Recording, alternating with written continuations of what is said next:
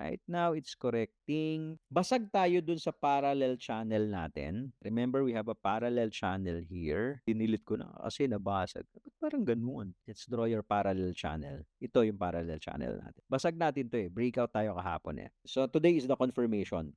Usually, pag bumabasag ka ng trend lines, channels, etc., ang next support mo is yung retest nitong trend line na to.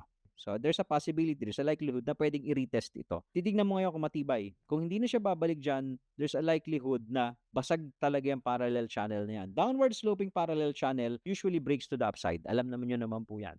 Usually breaks to the upside. So, bullish yan. Okay, so, ngayon pag bumasag yan, hindi na tayo bumalik dito sa loob. In the coming days, kung makita mo na, oh, sige, malakas, hindi na tayo bumalik, maybe we'll see gold reaching another high. The problem is this. Pag si gold ay umakyat na naman ng all-time high, something is really broken in the economy. Kasi traders are expecting uncertainty. Ibig sabihin, or they are seeing uncertainty in the near future. Kaya po, nandun sila sa safe haven, which is gold. So maybe if we break that all-time high, you'll see the tariff news back again on the headlines and maybe some other news.